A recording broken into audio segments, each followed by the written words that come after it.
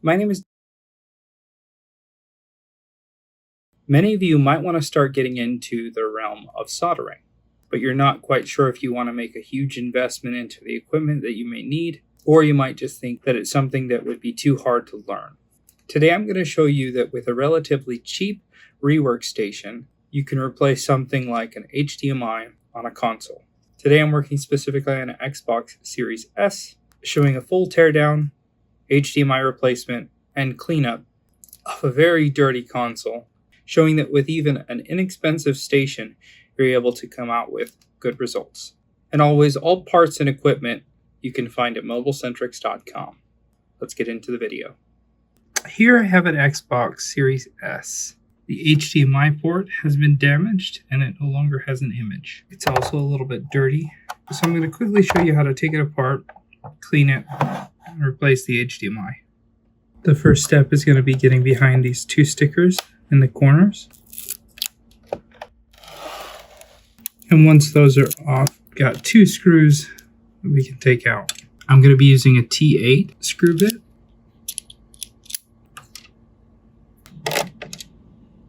And then the bottom just slides up and off. You can see how dirty it is on the inside. Next, we'll get out our Torx T10 and remove all of the green screws.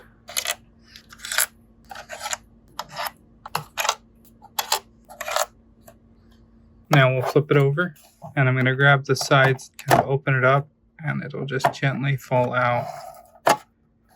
Lean it forward, keeping it open, and it slides up and off. And this is also really dirty. You can see kind of the pattern of the fan there. Very dusty and dirty on the inside. This can't be cooling properly. And that is gross. Those are cockroaches, dead and dried, so hopefully I don't find any alive ones on the inside like I have before. Gross. We'll switch back to our T8 and remove the Bluetooth board, and then it'll pop off. We'll spin it around and take out these three screws that hold down the Wi-Fi board. And we'll pop it off. And this other little daughter board here will slide up and off the frame here. Set it aside. We'll flip it over and we'll remove the remaining bordering screws, the silver ones.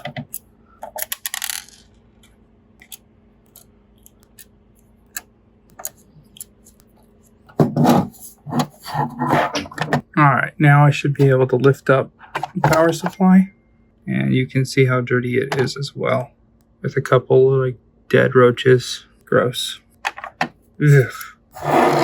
We'll spin this around, gently pull up on the connector for the fan, and then the fan will come on and off. I'll flip it back over and take out the four screws that are holding the motherboard to the rest of the frame.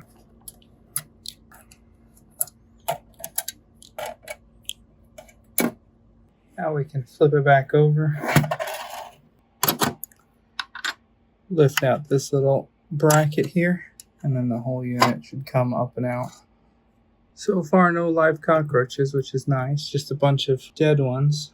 And in order to properly work on the HDMI, I'm going to take off the heatsink. Besides, with as dirty as it got, I bet you the thermal compound needs to be replaced. To pop off these guys is pretty straightforward. I'm going to take tweezers, shove them into the side here like this, and lift it up and around like that. Same here. Wiggle it on in. Third one's going to be much easier, and then it should come off. Now I'm just going to carefully lift up the board. The heatsink should fall through. Man, is it dusty under there. We'll properly clean this up. And I count a total of 1, 2, 3, 4, 5, 6, 7, 8. With the little fan that I've got going across the room is blowing them around. So I'm going to grab these dusting brushes. It's like it comes in a set of 5. And look at our heatsink.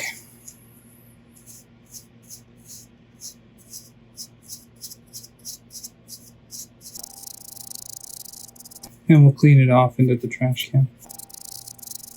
You could also do compressed air if you want the dust to go everywhere. Or you can go outside and do it. Do the same with the fan. See quite the difference there.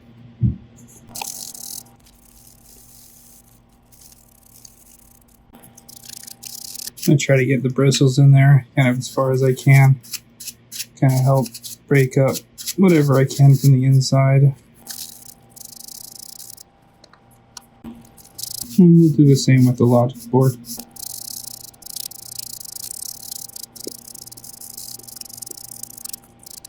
This side's pretty clean, but I'm just going to give it a good once over.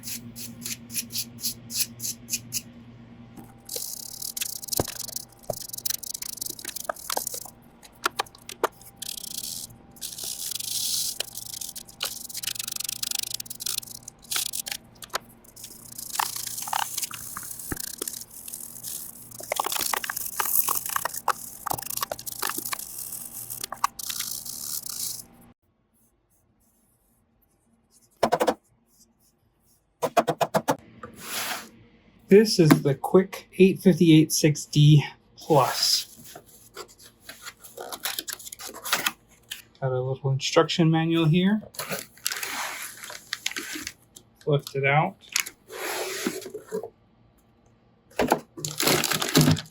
Inside this little box, we've got a couple things.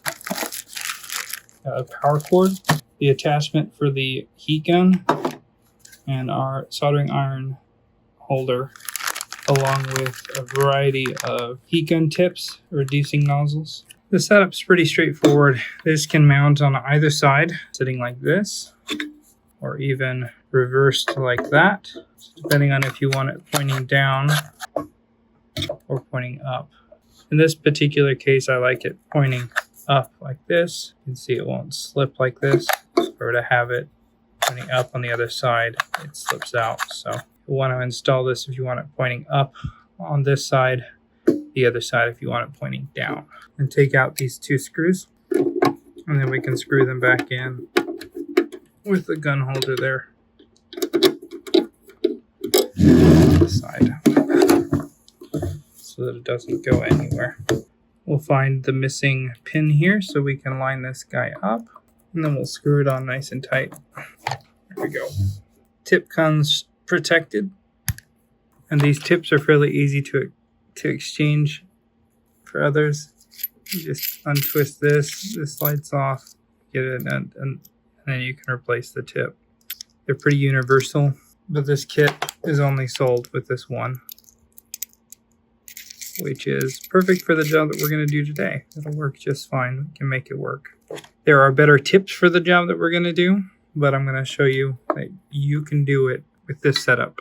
For this repair, I'm going to be needing a few other things, and that's going to be wick. I like to use 138 Celsius solder paste in order to help remove the HDMI, and 183 to help solder on the new HDMI. Flux paste, number 225 by Mechanic, having some clean room wipes, a brush, and some isopropyl alcohol, and I like it in these little flux bottles.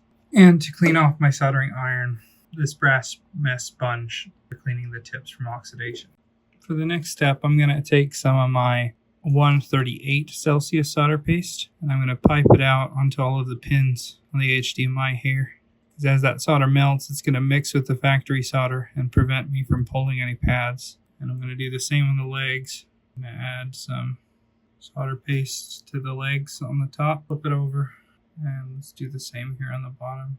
And we're going to increase the temperature of the hot air gun, basically as high as we can get it to go, which I believe is 500. And we're going to put our airflow, we're going to lower that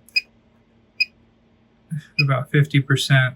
And we're going to heat up and melt the solder that's on there so that it starts to mix with the factory solder. You'll see it start to kind of come together. And we'll come in and heat it from below. So as you can see from below, even when I add some more solder paste, the heat will eventually melt the solder, and then the port will come off nice and easy like that. Add some flux. I'm going to go around and clean it up with some more low melt solder paste to help kind of get into those holes. going to go and shove it through the hole, really mix the factory solder with that, make it easier to wick up and clean. And once the flux gets a little too burnt, I like to clean it off and start with a fresh board. Add some more flux. Come in from below with a heat gun and a soldering iron with a piece of wick and pull all the solder out through the holes. And clean it up. You can see how clean and ready those holes are. The pad's nice flat, everything ready to go for the new port. Here we've got a new Xbox Series S HDMI port. Take it out of the bag. Looks good. Go ahead and line it up. Push it on down. I'm going to flip the board over. Now I'm going to grab some of my 183 solder paste. Turn up the temperature for our soldering iron. I think up to about 450 on this. And this is just more or less to anchor the port in place so it doesn't move. We'll add it to the other two holes, so it doesn't want to move at all. Alright, now I'm going to come in from below and really heat up and melt that solder into the through holes a little bit more. Like that. And when we flip it over, you can see that the solder is kind of sucked down into the holes, making it so that it won't move. Now we're going to go and address each one of the pins with the soldering iron. We're going to add some flux. Turn our temperature up on our iron again. The one downside about this station is that you have to adjust the temperature to get it to cool down. Alright, again we're going to take some 183. I'm just going to put a little drop there that we're going to pull from. And I'm going to try not to do too many bridges, but I'm actually going to use bridging to my advantage. You don't want the pins to be bridged in the end, but during the process, if you can move the bridging, it'll help you deposit the correct amount of solder on each pin. I'm just going to be grabbing from the solder pile here, pulling over a little bit of solder, and depositing it on the pins. Got a couple little bridges that we need to go and address, but it won't be too crazy. Add a little bit of flux. And I'm going to take this under my microscope to make it easier for me. So I'm going to wick away some of the excess solder. You have a little bit much here, and I'm going to move the bridge using the soldering iron. I'm pulling it across the pins to kind of help spread it out evenly, get a nice solid amount of solder on each one of the pins. Then I'm going to go back in with some isopropyl alcohol on my brush. We'll clean away all of the burnt flux, make this look nice and pretty. And you can see here how much solder is deposited on each one of the pins, plenty going down to the pads. You're definitely able to produce a quality solder job even with a cheaper soldering iron. I'm going to install one of the refining nozzles here on the end. From below, I'm going to be putting a little bit of upward pressure on the HDMI just in case it moves. And I'm going to add some more 183 to each one of these legs. Turn the airflow down so it doesn't blow the solder all over the place. Kind of pull up, and as soon as the board is hot enough, it's going to suck down inside.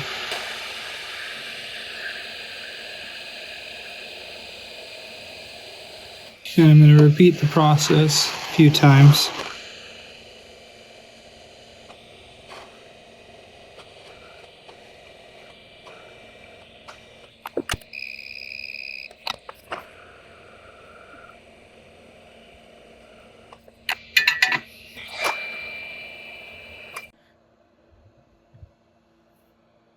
And I do that so that the solder will kind of come up through the other side and really grab onto those legs, making it nice and strong so it doesn't want to break. We're going to get a microfiber cloth and some isopropyl alcohol. And we're going to clean off the old thermal paste. If you want to get picky, you can clean up the bordering, but that's not necessary. We're going to get our silicone thermal paste, and we don't need a crazy amount. Should be good, should be plenty. And we're going to spread it around pretty evenly, kind of like peanut butter on bread. There are plenty of different techniques to applying the any thermal compound, but this one paired with the heatsink, this is going to suffice. Now we'll get the heatsink. We're going to do the same thing. Isopropyl alcohol. And I'm basically just pushing the other thermal paste aside outside of the border of where the chip will go. Just like that. We'll set it in place there. Click in two sides. And then click in the other two. We'll take the motherboard and gently set it back inside. Then nice and secure. We'll flip it over. Keep some pressure on the bottom. And I'm just going to secure it in place with two screws for now. Take our fan, line it up, and put it in the connector. Take our power supply.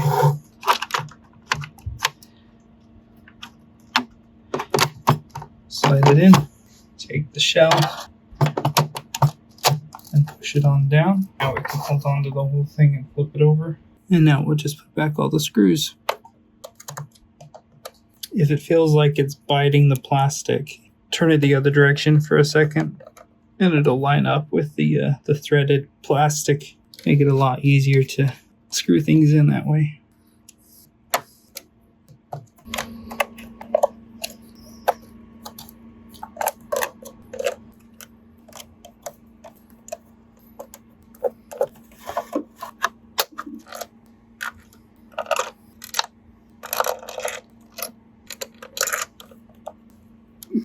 For these ones, I always do like a half a turn backwards before I start going forwards. That way I'm not going to create a new thread. It'll be a lot easier to screw these guys in. Start out with a half back turn to find where it wants to go.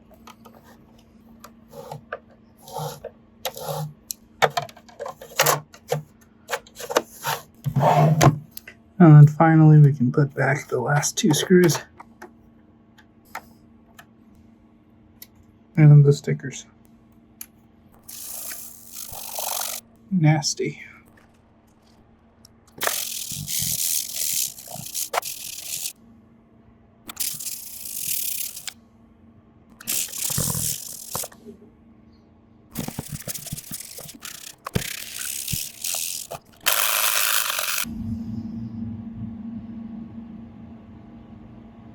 So there you go, an HDMI replacement on an Xbox Series S using the quick 8586D Plus 2-in-1 hot air soldering station.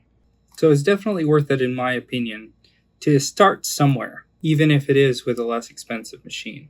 Leave a comment below if there's something you'd like to see in a future video. Like and subscribe if you haven't already. Thanks a ton for watching. We'll see you in the next video.